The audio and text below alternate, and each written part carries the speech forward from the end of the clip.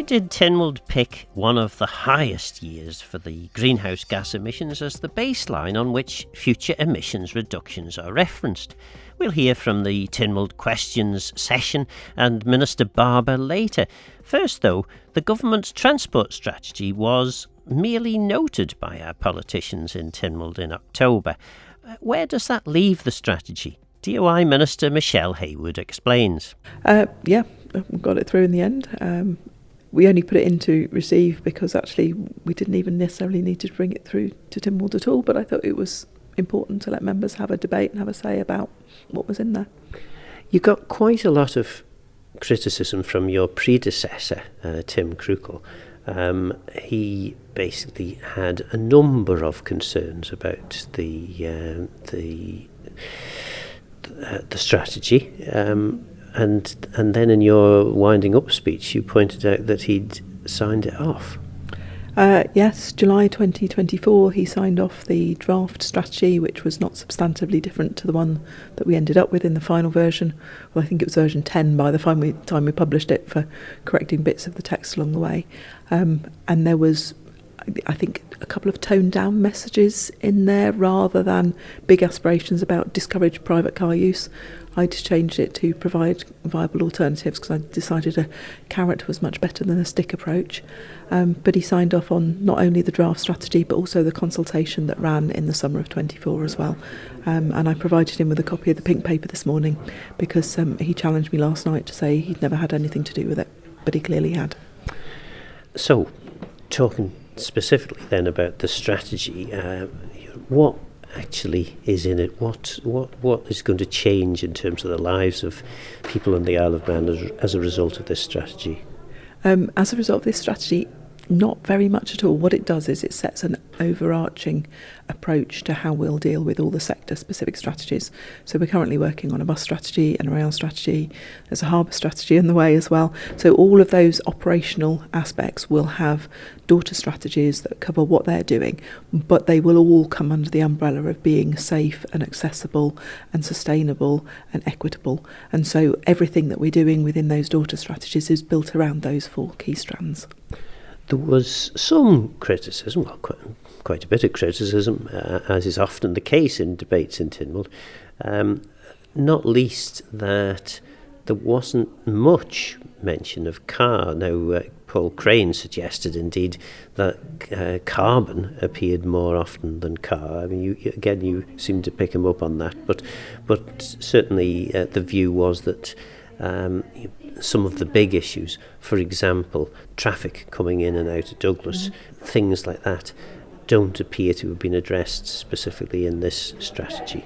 No, I think it's important to emphasise that actually the transport is more than about private vehicles. We have to cover what happens around our harbours. We have to cover what happens at the airport. We've got to cover what buses are doing, what roads are doing.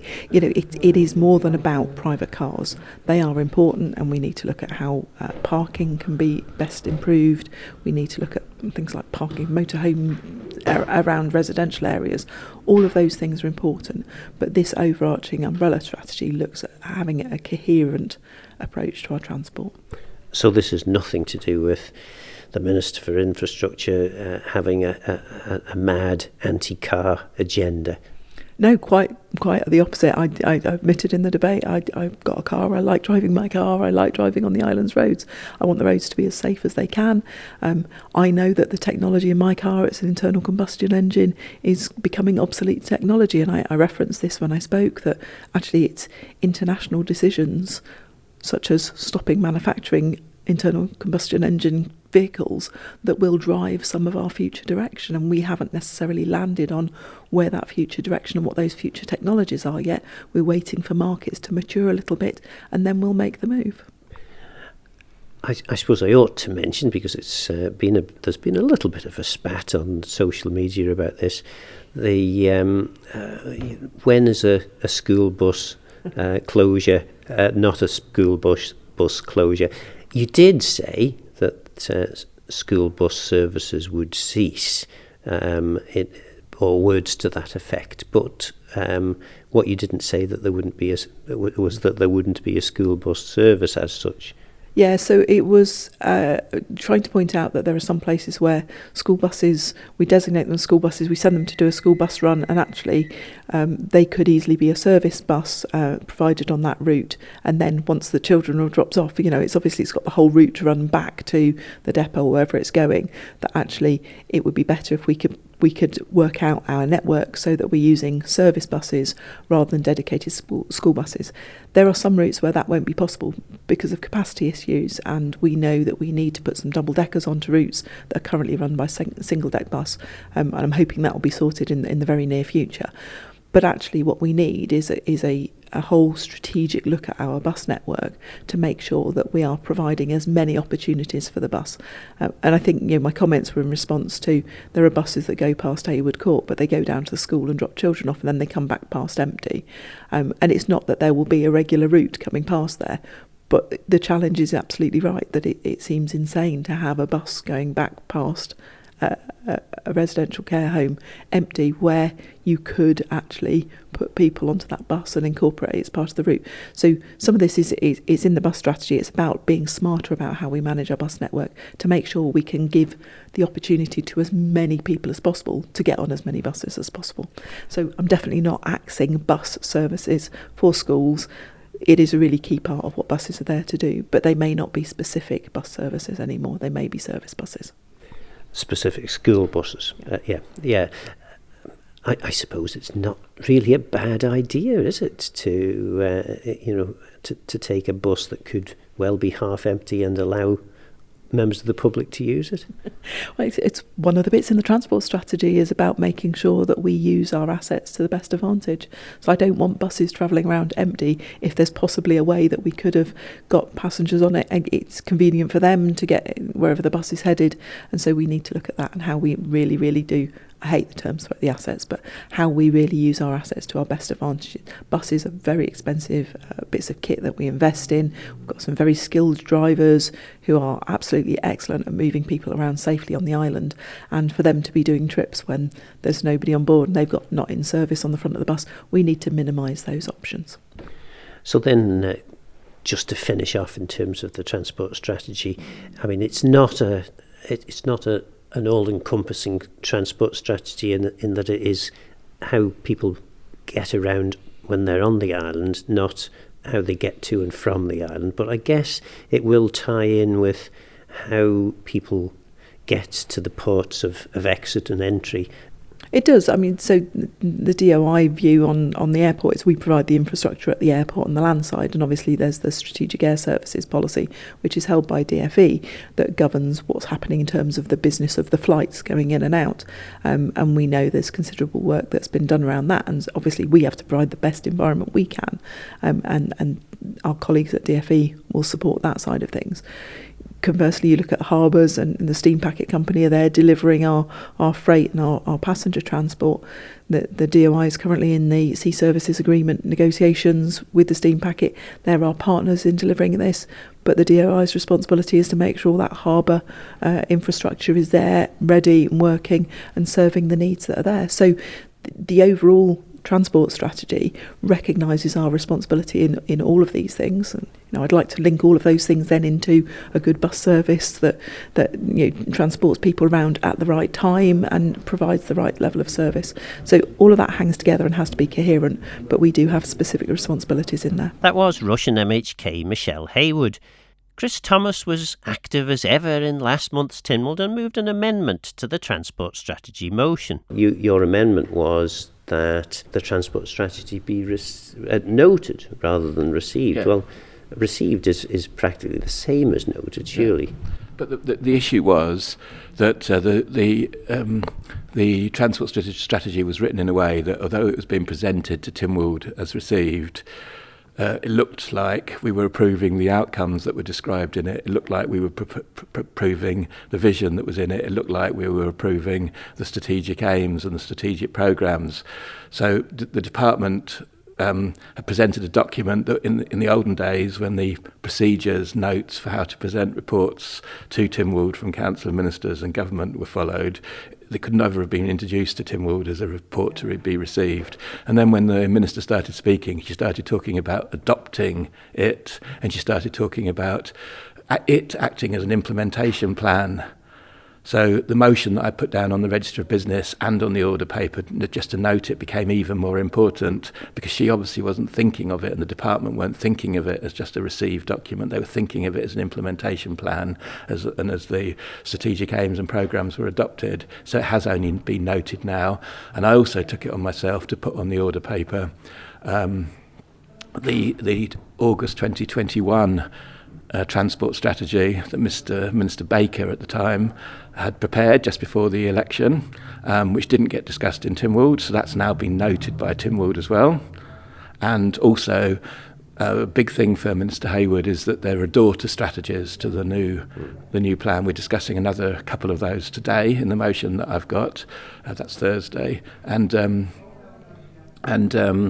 I also have put on the Register of Business, and it will be on the Tynwald order paper, some of the daughter strategies of the 2021 strategy. So we already had a bus strategy from 2021, and we also had already had an active travel implementation plan back in about 2019, but they were just on the Department of Infrastructure website. They weren't actually Tynwald documents, and they're there, and I can refer to them, and they can't disappear now. And previously, if there were clear recommendations in reports, they couldn't be put down to be received in Tynwald. No. So have the standing orders changed then? So there's two documents. There's the Council of Ministers procedure notes, which describe it as it used to work, dated 2011, and then in 2020 the Standing Orders Committee changed the standing order because government wasn't following its own procedure notes, so they allowed for some differences. So it's not as clear as in standing orders as it used to be, but still, Council of Ministers, to my mind, if they want Tynwald support for something, they should be putting it down for things to be adopted or things to be approved or implementation plans to be agreed in some sense, not just putting down things as received. And all this matters because it's very easy for anybody listening to Tynwald, trying to follow Tynwald, if they see that Tynwald has voted in favour of something, that does imply more than just receiving or noting a document. Exactly that, and I think the public should perceive from the transport strategy vote that Tynwald Court was very disappointed with the transport strategy described as the transport strategy 2025 to 2035. They were very dissatisfied with it. There's still much work to do. I think they should also be disappointed with government because government had the transport strategy in the Island Plan. It didn't have an infrastructure strategy. It did have a transport strategy, and all we've got 4 years on is the same document but slightly worse than the one that we had in 2021 before the government started, because that document had the daughter strategies underneath it for buses and for new types of vehicles, and there was a plan for vehicle road tax, and there was a highways maintenance plan. They're now still all under development apparently, so we're in a worse position than we were 4 or 5 years ago. That was Douglas Central MHK Chris Thomas. He also had a question relating to why 2018 was chosen as the baseline figure for climate emissions. Here's part of the question session in Tynwald. Why 2018 was chosen as the Climate Change Act 2021 baseline year, whether, and if so how, this baseline year can be changed, and what the impact and implications would be of changing such. I understand that 2018 was chosen as a baseline year for the Isle of Man's Climate Change Act in recognition of the improvement in the quality of data available on greenhouse gas emissions since collection started in 1990. This ensured that when targets were set and progress measured, they would be based on robust and reliable figures. A baseline year is the specific year and reference point against which greenhouse gas emissions are tracked over time. It serves as the reference point for tracking emissions reductions, setting climate targets, and assessing progress towards our goals. By setting a baseline year, the island is aligning itself with international standards such as the Kyoto Protocol. Changes to the baseline year would require legislative changes. The individual gases baselines could be changed by secondary legislation, with the overall baseline requiring to be changed through primary legislation for carbon dioxide. Change in the baseline year would have an impact on the interim emissions targets, which would either become easier or harder to achieve depending on the year selected. Previous modelling work would become defunct and recalculations would need to be made. However, in essence, a change to the baseline year would have no real impact on the ultimate goal of reaching net zero. Achieving our net zero ambitions does remain an important goal, and ultimately it is considered best to pick a baseline year and then stick to that year. The strangeness of our baseline year has been remarked more and more. So would the Minister agree to circulate to members and make public an exact prescription about what can be changed with secondary legislation and what would need primary legislation? Because, for instance, why is carbon dioxide different from the other gases? And secondly, why can you change the year but not the gases themselves? So would the Minister agree to circulate to members and publish more information about the changes in this respect? I'd be happy to request that a short notice circulated and can be appended just for information to members and to anyone else who would be interested. However, I think it's well accepted across the world that we are talking about net zero and it's carbon neutral. So carbon dioxide is the predominant gas that we're talking about, although we also acknowledge that there are many other gases that have an impact. That's why they're separated out when we look at how they're listed within our Act. So the Clause 5 talks about baseline, meaning the aggregate amount of the net Isle of Man emissions of carbon dioxide for 2018 and the net Isle of Man emissions for each other greenhouse gas specified in subsection 2 for the year, that is baseline year for that gas. It then goes on to list out those gases, such as methane, nitrous oxide, hydrofluorocarbons, perfluorocarbons, sulfur hexafluoride and nitrogen trifluoride. All of those have been set at 2018, but it goes on to say that Council and Ministers may make regulations that amend a year mentioned in subsection 2, so for the other gases, but not for carbon dioxide. So I think that, as I said previously, the key is to have a baseline year and to stick to it. And my understanding is that was simply picked because it was the year with the most comprehensive data specific to us here on the Isle of Man. But obviously we're now out of line with many of the places, because I think Kyoto, the original Kyoto countries, referred to 1990 because it was 6 or 7 years before the Kyoto process. I think America, Japan used 2005 more. We've used 2018. Firstly, because of the reason the Minister's given, higher quality emissions data, but by chance it also happens to be the highest emissions, it seems, in the island. What I'm mindful of is that the Isle of Man paid for huge improvements in terms of emissions for its electricity generation before 2018.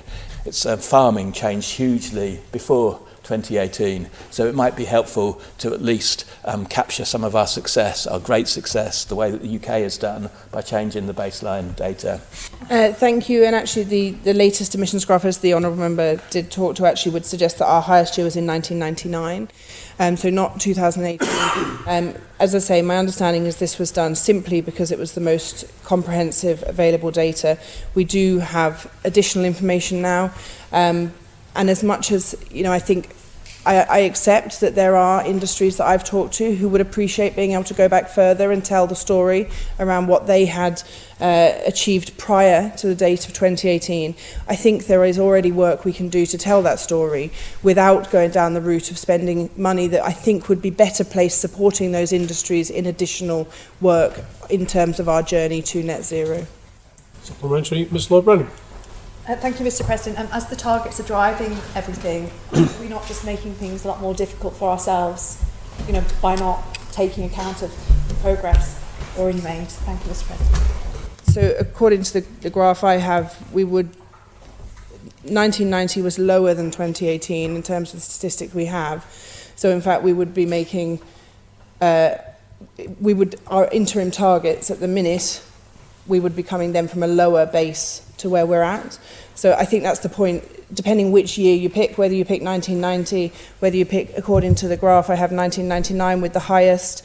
I would suggest that around 2004 would be the lower, or 2020 would be sitting around one of the lower marks as well. I think the point is what we're trying to do is to reduce the emissions, and that is the key goal here, rather than trying to make numbers look better or worse for us in terms of what we're reporting. Ultimately, we want to get to a net zero position, and wherever we start, we know that that is our goal. So we can put a huge amount of work into fiddling around with the numbers, but for me that just doesn't feel like the area that should be the priority, and certainly following many debates we've had in this honourable court in recent years, that doesn't feel like that's been the priority for people here either. That was part of the Tynwald question time in which the 2018 emissions baseline year was questioned.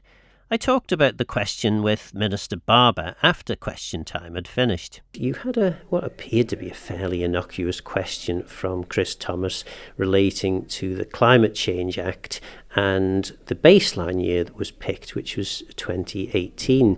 And the question, simple enough, why 2018? Yeah, and obviously I was there when the Climate Change Act went through, but wasn't privy to the conversations within DEFRA at that time. But looking back over the papers, it was that was the most comprehensive data set that was held by government was within 2018 as a year. There is data going back further than that, but there was elements that they felt weren't up to scratch. So 2018 was picked for all the gases, but carbon dioxide sits slightly separately to the other relevant gases that are named within the Act. But 2018 is what we've worked towards, is what we've based everything on, and that's where we find ourselves. What we know is that in I don't know, is it recent months that there's been a recalculation of what the emissions levels are, and just through reassessing, without any actual hard and fast actions, specific hard and fast actions, we've managed to significantly reduce our emissions just by recalibrating how we measure them. And I think we probably will find some of this change in both directions. So certainly, if you look at DEFRA's emissions, they've gone up significantly, and that's because of a better understanding about eroded peatland. So we had put stuff in as being as beneficial as other peatland, but actually if the work to restore that peatland hasn't happened, then actually it's a net emitter. And that had made a significant difference when we started to record in a more accurate way. And certainly we know that's the case with the Farm Carbon Toolkit, for example. When I talk to farmers, we had a presentation from the team recently, and actually once you start to get newer data, more complex data, and you're actually doing your sampling, you're in a better position to report. And sometimes that will mean your emissions actually are lower than you thought, and sometimes they'll be higher. But I think for me, the top and bottom of this is about the action we actually deliver, and those are the things where actually there's intangible benefits to the community of the Isle of Man at the same time, whether it be within energy security, energy efficiency, which obviously complements that hand in hand, food security, waste reduction. I think all of those things are areas we would be looking at anyway as a government. And if in doing that we're delivering reductions in our carbon emissions, then good news all round. Part of the questioning seems to be that others have picked different years, and if you pick some of the years that have been chosen by other countries, and to be fair, many other countries have gone for a much earlier time, you would find other levels of reduction that aren't considered. So, for example, when we moved from oil to gas for the power station, that could have been covered if you picked a year prior to that happening. Do you see the point that some people are making, that actually it does matter if our year, the year we've chosen, is so far adrift from what the countries around us have chosen? I absolutely see the point people are making, and I think, as I tried to say in the answer, depending where we would consider perhaps moving to would depend whether that would improve our situation or worsen our situation. But that will only have an impact on the interim targets. Of course, the ultimate goal of net zero would be the same wherever we're starting from. We still need to get ourselves to that position. And all of those actions are things that we would be and should be taking anyway. So I suppose the question is, how much work would we want to put into changing it at this point? I agree there was an opportunity to have that conversation when the Act was brought through, and to perhaps we could have changed it then, and perhaps we should have changed it then. I'm not so convinced that doing that right now is the right place to focus our attention. There have been critics, I've probably been among them, who have suggested we're sometimes seemingly too focused on measuring emissions and not focused enough on delivering the real changes that will reduce the emissions. So it's all about measuring rather than introducing things that will help people move to, in many cases, a cheaper way of living which emits less carbon. And I think, there are things we have put in, whether that be the energy efficiency scheme, Green Limit Grant scheme. We've done the business energy support schemes as well, which we've supported through DFE, really trying to make tangible benefits to people's day-to-day living, whether that be in their house, through a business. We're also obviously looking at how we can support the energy transition through government, and that wider, what does our power production look like? And that will be part of the energy strategy that's due to come back to Tynwald. So I think there's a lot of work work that has been ongoing. There's absolutely more to be done. We've started some of that preliminary evidence gathering within agriculture, within transport, trying to support other departments in that journey. And we also recognise that there's a lot of work that needs to be done, and it's not the only thing that sits on people's agenda. But I would also reiterate, I suppose, that we need to do this because it's beneficial to us, because actually we see that this, by being more secure in terms of our energy and our food, there are cost benefits to us, there are benefits to our economy, lots of reasons why we would want to do this anyway. But also I think we do have to have an outward looking position. We are a country that wants to be recognised on the global stage, and in that case I do think we have to play our part. And when we see some of the challenges that are happening in other countries and are leading to huge amounts of climate migration, people who are no longer able to live in huge swathes of the world, there is also an impact on us in that regard, and we will need to play our part, whether that be in mitigation or whether that be in supporting how people are going to be redistributed around a world that, in 30, 50 years is going to look very different to what we see now. That was Douglas East MHK Claire Barber. So what do you think? Having a transport strategy makes sense, but should it be something DOI cracks on with, or should Tynwald approve it first? Tynwald did fix the 2018 date when the Climate Change Act 2021 was approved, but were they wrong to pick that date? As the Minister suggests, whatever the date chosen, the ambition of the previous Tynwald was clearly to reach emissions net zero by 2050, regardless of the baseline date. So does the 2018 date really make that much difference? Don't forget this programme is available as a podcast. For now, I'm Phil Gaughan. Go to Mayo. Thanks for listening.